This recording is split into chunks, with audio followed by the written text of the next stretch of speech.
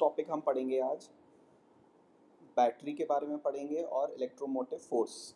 तुमने सुना होगा सेल का एक टर्म होता है जो सेल के साथ यूज होता है जिसको बोलते हैं हम EMF. EMF means electromotive force. ठीक है, अभी ध्यान से सुनते रहना है। अब देखो, पहले एक एग्जाम्पल की हेल्प से मैं समझाने की कोशिश करता हूँ। फॉर एग्जाम्पल, हमें वाटर प्यूरिफाई करना है। देखो इसमें, अब देखो यहाँ इस डायग्राम में हमारे पास दो तरह के टैंक गिवन है। एक ओवरहेड टैंक गिवन है हम लोगों को और एक ग्राउंड पर। ठीक है, ग्राउंड वाटर टैंक। अब क्लास, एक ग्रेविटेशनल पोटेंशियल एनर्जी होती है। याद है तुम्हें ग्रेविटेशनल पोटेंशियल एनर्जी का फॉर्मूला क्या होता है क्लास? mgh। ठीक है, तो क्लास अगर मैं ग्राउंड लेवल की बात करूं तो मैं ग्राउंड लेवल पर पोटेंशियल एनर्जी को जीरो मान सकता हूं। और मान लो ये ओवरहेड टैंक कितनी हाइट पे रखा हुआ है हमारी? h। तो इसकी पोटेंशियल एनर्जी क्या लिखूंगा क्लास में? mgh लिख दूंगा। अब तुम ध्यान से देखो, जो ये ओवरहेड टैंक है ये हमारा ज़्यादा पोटेंशियल एनर्जी वाला है, तो इसको मैंने बोल दिया ये हमारा हाई पोटेंशियल पर है। और लोअर वाला टैंक किस पर है हमारा? लोअर वाला टैंक है हमारा लो पोटेंशियल पर है। अब क्लास ध्यान से देखो, जो वाटर वाटर है वो ऑब्वियस बात है, जब वो हाइट पे रखा होगा तो वो ऑटोमेटिकली नीचे की तरफ फ्लो करेगा। तो इसका मतलब वो हाई पोटेंशियल से किधर की तरफ फ्लो कर रहा है हमारा? लो पोटेंशियल की तरफ। अब मैं चाहता हूँ ये जो ग्राउंड पर वाटर है ये रिसाइकिल हो, ये वापस से ओवरहेड टैंक पर जाए। तो मुझे ये वाटर अपने आप ऊपर वाली टैंक में चला जाएगा या मुझे कुछ एक्सटर्नल सोर्स प्रोवाइड करना पड़ेगा? एक्सटर्नल सोर्स प्रोवाइड करना पड़ेगा। तो हमने यहाँ पर एक्सटर्नल वर्क करने के लिए, एक्सटर्नल एनर्जी को सप्लाई करने के लिए किसका यूज़ करा? पंप का। तो पंप इस ग्राउंड वाटर को किधर ले जा रहा है हमारा? ओवरहेड टैंक में। फिर से ये पानी हाई पोटेंशियल पर आ गया। अब ये हाई पोटेंशियल का वाटर फिर से लो पोटेंशियल की तरफ जाएगा। फिर से ये पंप एक्सटर्नल वर्क करके इस वाटर को किधर भेज देगा? ओवरहेड टैंक में। अब ध्यान से देखो, वाटर एक क्लोज पाथ में मूव करने लगा है ना। वाटर किस में मूव कर रहा है हमारा? क्लोज पाथ में। अब मुझे एक बात बताओ, क्या ये पॉसिबल होगा इस पंप के बिना? ये पॉसिबल नहीं होगा। तो इसका मतलब ये पंप रिस्पॉन्सिबल है इस वाटर के एक क्लोज पाथ में मूव करने के लिए। इसको ध्यान से सुनो, मैं क्या बोल रहा हूँ। This external source is responsible for this water to flow in a closed path. इस क्लोज्ड पाथ में वाटर को मूव कराने के लिए ये एक्सटर्नल सोर्स इम्पॉर्टेंट है, यही रिस्पॉन्सिबल है। ठीक है, तो उसी तरह से अगर मैं इस पूरे डायग्राम को एक इलेक्ट्रिकल सर्किट से रिप्लेस कर दूं, तो यहाँ पर इलेक्ट्रिकल सर्किट के केस में पंप का काम करता है हमारा सेल। ठीक है, याद है मैंने पहले भी तुम्हें एक डायग्राम के थ्रू ये सब एक्सप्लेन किया था। ठीक है, कौन है हमारा? सेल। तो सेल ही रिस्पॉन्सिबल होता है इलेक्ट्रॉन्स को, चार्ज को एक क्लोज पाथ में मूव कराने के लिए। तो जब चार्ज एक क्लोज पाथ में मूव करता है by the help of an external source that is cell और अ बैटरी, हम उसको बोलते हैं इलेक्ट्रिकल सर्किट में करंट फ्लो कर रहा है। ठीक है, चार्ज के मोशन को ही करंट बोलते हैं हम लोग। ठीक है, तो इस एग्जाम्पल को हम इलेक्ट्रिकल सर्किट से रिप्लेस कर सकते हैं। यहाँ पर पंप, तो यहाँ इलेक्ट्रिकल सर्किट में पंप का काम कौन करेगा क्लास? सेल और अ बैटरी। ठीक है क्लास, अब आगे समझो। तो इसका मतलब जिस तरह से यहाँ देखो वाटर फ्लो कर रहा है हाई पोटेंशियल से लो पोटेंशियल, उसी तरह से हमारा इलेक्ट्रिक करंट भी फ्लो करता है high potential to low potential. ठीक है क्लास, अब आगे देखो। अगर मैं एक सेल की बात करूं, अगर बल्कि मैं एक इलेक्ट्रिकल सर्किट बना लेता हूं, पहले रुको। देखो क्लास, ये हमारा एक रेजिस्टर है और रेजिस्टर के अंदर में कंडक्टर है, मतलब large number of free electrons होंगे। अब जैसे ही तुमने इस वायर को इस सेल से कनेक्ट करा, तो ये हमारा कौन सा एंड हो गया क्लास? V positive. और ये वाला एंड क्या हो जाएगा हमारा? V negative. और इन दोनों के पोटेंशियल डिफरेंस को हमने क्या बोला? वी। ठीक है क्लास, अब देखो इस इलेक्ट्रॉन पे फोर्स लगेगा क्योंकि इलेक्ट्रिक फील्ड प्रोड्यूस हो जाएगी फ्रॉम पॉजिटिव टू नेगेटिव। ठीक है, ये फोर्स कितना लगा? एफ। इलेक्ट्रॉन हमारा इस तरह से मूव करेगा, हम पहले भी बात कर चुके हैं इसके बारे में काफ़ी डिटेल में। ठीक है, अब यहाँ देखो क्लास, ये वाला इलेक्ट्रॉन, ये जो सेल है यहाँ पर मैंने इसको इस तरह से बना लिया है, ये इलेक्ट्रॉन इस सेल में एंटर करेगा। अब क्लास ध्यान से देखो, इस सेल के अंदर ये तो हमारा पॉजिटिव टर्मिनल है सेल का, और ये सेल का नेगेटिव टर्मिनल है। ये सबको पता होगा, केमिस्ट्री में पढ़ा होगा, सेल के पास दोनों टर्मिनल होते हैं, एक पॉजिटिव होता है इलेक्ट्रोड और एक नेगेटिव इलेक्ट्रोड होता है। अब ये देखो, प्लस जो टर्मिनल है ये नेगेटिव को अट्रैक्ट करेगा और ये नेगेटिव इस नेगेटिव को रिपेल करेगा। तो उसकी वजह से जो इस पे फोर्स लग रहा होगा वो ऐसे लगेगा, इलेक्ट्रोस्टैटिक फोर्स। अब देखो क्लास, अगर मैं चाहता हूँ कि ये नेगेटिव चार्ज सेल के हाई पोटेंशियल से लो पोटेंशियल की तरफ चला जाए, ये नेगेटिव चार्ज सेल के पॉजिटिव टर्मिनल से किधर चला जाए, नेगेटिव टर्मिनल पर चला जाए, तो ये अपने आप तो नहीं जा सकता। इसके लिए मुझे इस साइड एक फोर्स लगाना पड़ेगा। और ये फोर्स कौन अप्लाई करता है क्लास, सेल या बैटरी। ठीक है, तो इसका मतलब इस नेगेटिव चार्ज को हाई पोटेंशियल से लो पोटेंशियल तक ले जाने के लिए सेल को एक फोर्स लगाना पड़ता है, और उस फोर्स को हम क्या बोलते हैं, एफ बी। अब ये फोर्स और ये डिस्टेंस अगर मैं इन दोनों का मल्टीप्लाई कर दूं, फोर्स इनटू डिस्प्लेसमेंट, तो मुझे एक वर्क मिलेगा, and that work will be done by the cell. ठीक है, तो अगर मैं उस वर्क को कैलकुलेट करूं, work done by the battery, तो क्लास में क्या लिख सकता हूँ, W that is force multiplied by displacement. अब क्लास, अगर मैं इस वर्क को फाइंड कर लूँ पर यूनिट चार्ज, पर यूनिट चार्ज का मतलब क्या है कि मैं किसको लेकर जा रहा हूँ, E को। So divide by charge, electron पे तो इतना चार्ज होता है 1.6 into 10⁻19 E. So work done per unit charge ही हमारा कहलाता है EMF। What is the meaning of EMF, electromotive force. तो इलेक्ट्रोमोटिव फोर्स एक फोर्स नहीं है, basically it is work done in taking a charge, या work done in taking per unit charge from one terminal of the cell to the another. It is work done in taking unit charge from one terminal of cell to another. ठीक है class. Class अगर हम एक positive charge की बात करें, ये cell का हमारा पॉजिटिव टर्मिनल हो गया, ये सेल का हमारा नेगेटिव टर्मिनल हो गया, और इनके बीच में पोटेंशियल डिफरेंस कितना हो गया, V, पॉजिटिव माइनस नेगेटिव। ठीक है क्लास। मान लो इसके अंदर अब मैं एक पॉजिटिव चार्ज को मूव करा रहा हूँ, Q। अब देखो क्लास ध्यान से, ये नेगेटिव इस पॉजिटिव को क्या करेगा, ये वाला नेगेटिव अट्रैक्ट करेगा, ये पॉजिटिव इस पॉजिटिव को रिपेल करेगा। तो इसका मतलब इस पे जो क्लास क्लास स्क्रीन दिख रही है,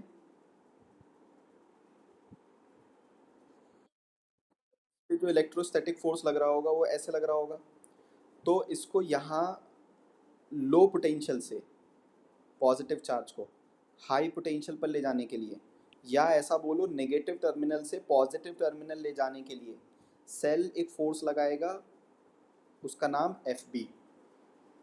ठीक है, तो अगर मैं अब फिर से वर्क कैलकुलेट करूं, तो what will be work done by the battery और the cell, it will be force again multiplied by length. तो अगर मैं इस वर्क को क्या,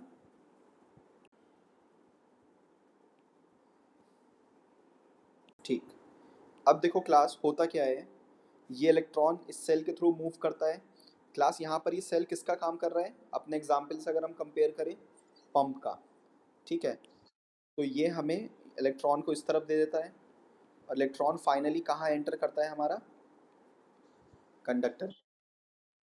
ठीक है, तो क्लास इस तरह से कंटिन्यूसली इलेक्ट्रॉन मूव करते रहते हैं क्लोज पाथ में। ठीक है, और एक्सटर्नल सोर्स की जगह कौन होता है हमारा यहाँ पर, सेल और बैटरी। ठीक है, तो अगर इलेक्ट्रॉन हमारे ये एंटी क्लॉकवाइज मूव कर रहे हैं, तो करंट कैसा होगा क्लास, क्लॉकवाइज। ठीक है, तो हम ऐसा मान लेते हैं जैसे पॉजिटिव टर्मिनल से करंट चला और वापस कहाँ आ गया, हमारा नेगेटिव टर्मिनल पर।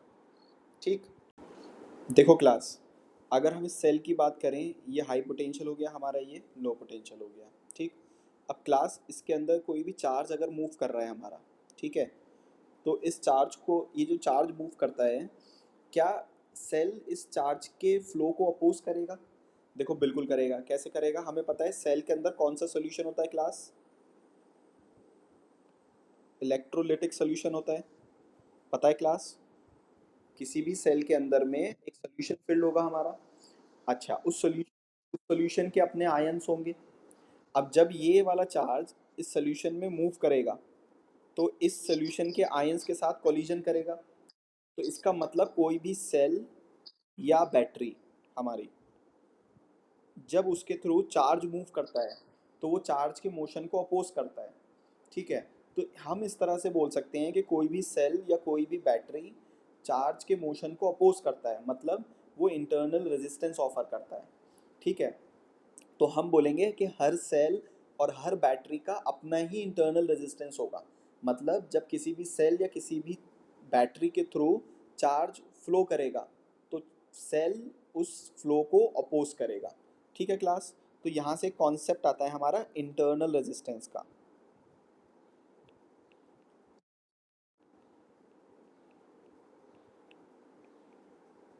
तो क्लास अब हम जब कभी भी किसी सेल को बनाएंगे, फॉर एग्जांपल मुझे सेल को दिखाना है, तो देखो एक तो इसका पॉजिटिव टर्मिनल है हमारे पास और एक नेगेटिव टर्मिनल है। ठीक है। तो एक तो हमारा हो गया इसका ईएमएफ जो ये ऑफर करेगा, पॉजिटिव नेगेटिव, इसके नीचे बना देंगे हम ई। ठीक है। और उसके बाद ये सेल हमारा कुछ इंटरनल रेजिस्टेंस भी ऑफर कर रहा है, स्मॉल आर, इसके साथ जोड़ देंगे हम। ठीक है।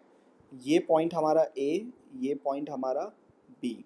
मान लो क्लास यहाँ का पोटेंशियल ए है और यहाँ का पोटेंशियल हमारा बी है। ठीक। तो इन दोनों पॉइंट्स के बीच में जो पोटेंशियल डिफरेंस मिलेगा हमें,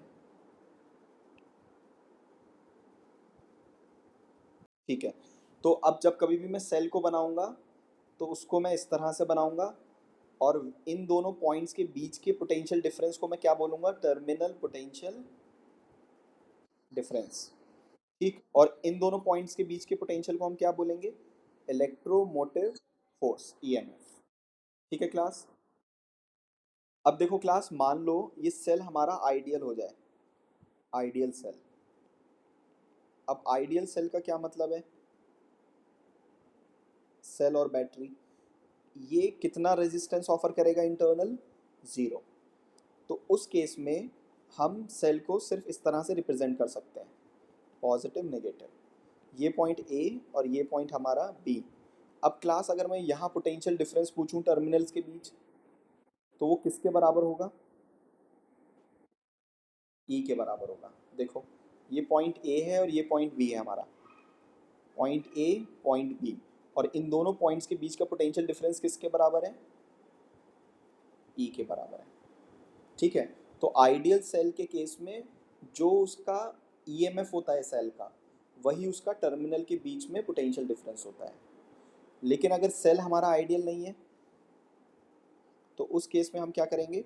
हम इस तरह से बनाएंगे डायग्राम, वहाँ पर इंटरनल रेजिस्टेंस को हम रिप्रेजेंट करेंगे। ठीक है। अब इन दोनों के बीच में जो टर्मिनल पोटेंशियल डिफरेंस की वैल्यू क्या होगी, वो इस बात पे डिपेंड करती है कि सेल हमारा चार्जिंग कंडीशन में है कि डिस्चार्जिंग कंडीशन में है। मतलब सेल हमारा चार्ज हो रहा है या सेल हमारा यूज़ में है। ठीक है। वो अभी हम आगे बात करेंगे। क्लास देखो, एक और बात मुझे डिस्कस करनी है यहाँ पर। अब हम सबको एक बात पता है कि जो हमारा करंट फ्लो करता है वो हाई पोटेंशियल से किधर फ्लो करता है क्लास? Low potential. मान लो एक रेजिस्टर में करंट इस तरह से जा रहा है। ठीक है। ये पॉइंट ए है हमारा, ये पॉइंट बी है। क्लास अगर मैं तुमसे पूछूं कि इस पॉइंट और इस पॉइंट को देखो, ए और बी को, ए का पोटेंशियल हाई होगा और बी का पोटेंशियल लो होगा। क्यों? Current always flow from high potential to low potential. ठीक है। अब ध्यान से देखो यहाँ पर, तो इस तरह से मैं मार्क कर लूँगा, अगर करंट जा रहा है तो मैं इसको लिखूंगा पॉजिटिव, इसको लिखूंगा नेगेटिव। अगर मैं तुमसे ए का पूछूं तो ए का पोटेंशियल क्लास कितना? वी है। और बी का मैंने कितना लेट कर लिया? V B. और मैं ए से किधर की तरफ जा रहा हूँ क्लास? बी की तरफ। देखो पोटेंशियल में ड्रॉप कितना आएगा? मैं लिखूंगा वी ए। ध्यान से देखना, वी ए इस पॉइंट का पोटेंशियल। क्लास जब कभी भी हम किसी रेजिस्टर को क्रॉस करते हैं तो या तो पोटेंशियल इंक्रीज हो जाता है या पोटेंशियल डिक्रीज हो जाता है। मैं क्या बोल रहा हूँ फिर से ध्यान से सुनो। जब कभी भी हम किसी रेजिस्टर को क्रॉस करेंगे, या तो पोटेंशियल इंक्रीज हो जाएगा या पोटेंशियल डिक्रीज हो जाएगा। अब देखो यहाँ पर तुम, अभी मैं बता रहा हूँ, यहाँ देखो, अभी तुम किधर जा रहे हो, in the direction of current, किधर जा रहे हो, in the direction of current. तुम पॉजिटिव से किधर जा रहे हो, नेगेटिव, तो पोटेंशियल डिक्रीज हो जाएगा, माइनस। कितना डिक्रीज हो जाएगा class, I into R, ohm's law से, वी इक्वल्स आई आर होता है ना। और तुम किस पॉइंट पर पहुंच गए, बी पॉइंट पर, तो तुम लिख दोगे यहाँ का पोटेंशियल किसके बराबर है, वी बी के। तो अगर मैं तुमसे पूछूं V A minus V B कितना आएगा क्लास, आई आर। देखो ओम्स लॉ बन गया फिर से वही, वी इक्वल्स आई आर। अब अगर मान लो ऐसा हो जाए, हमारे पास एक रेजिस्टर है, ठीक है, आर, ये पॉइंट हमारा ए और ये पॉइंट हमारा बी है, और करंट ऐसे आ रहा है, आई। तो जहाँ से एंटर करेगा पॉजिटिव, जहाँ से लीव करेगा नेगेटिव। सपोज तुम मूव कर रहे हो in the direction of current या opposite, opposite to the direction of current. देखो क्लास किसके माइक से शोर आ रहा है, opposite to the direction of current. ठीक है क्लास। अब ध्यान से देखो क्लास, जब तुमने ए से चलना शुरू किया, तो ए का पोटेंशियल कितना है हमारा क्लास, वी ए। अब ध्यान से देखो तुम, माइनस से किधर जा रहे हो, प्लस। तो ये पोटेंशियल को इंक्रीज करेगा डिक्रीज करेगा, इंक्रीज, आई इंटू आर।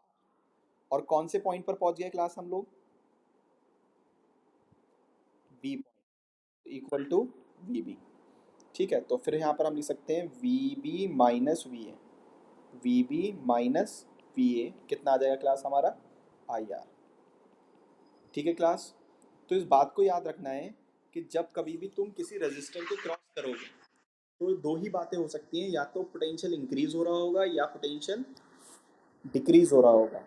अगर तुम करंट की डायरेक्शन में मूव कर रहे हो, तो पोटेंशियल क्या हो रहा होगा क्लास,